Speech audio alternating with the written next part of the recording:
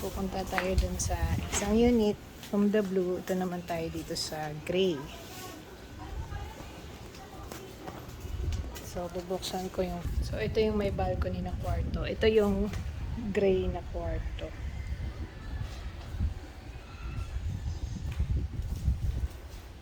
Pinto. So, itong may balcony. Ito yung kusina. So, okay na yung cabinet. Yung lababo. Okay, gamit pa yan. So, yun sa ilalim.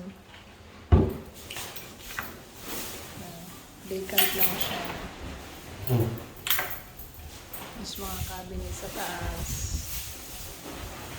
Tapos, ito, yung may dalawang kwarto sa baba.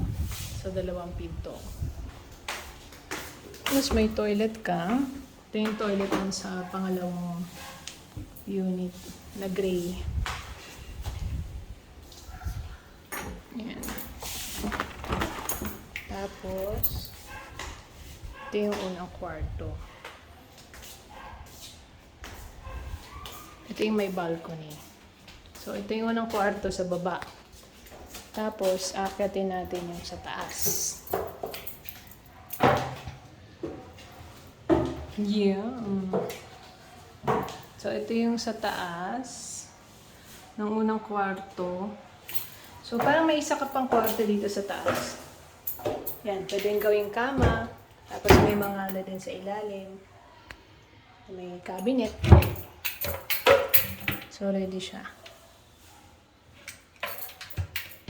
Tapos may cabinet din dito. So, pwede niya rin gawing storage. Mga damit niya. Yan. Hanggang ilalim yan. Saka dun sa kabila.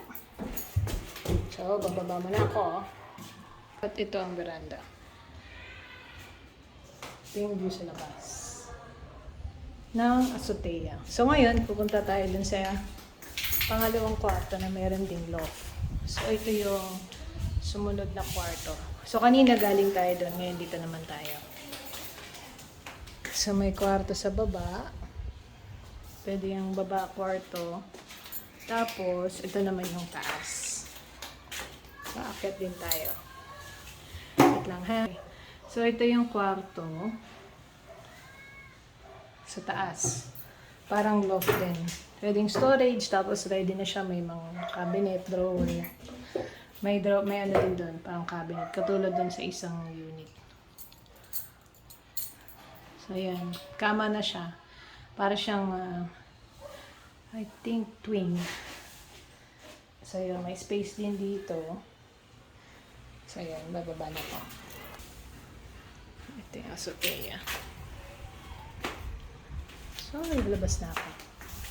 So, parang siya may 1, 2, 3, 4. No? Parang naging 4. Kasi may dalawa sa taas eh. Para may up and down na isang unit.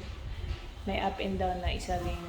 Ay, sorry. Isang kwarto up and down. Isang kwarto may up and down. Tapos, ito na yung parang pinaka main area nila. Parang... So, na-maximize naman siya. Ayan lang. Bye!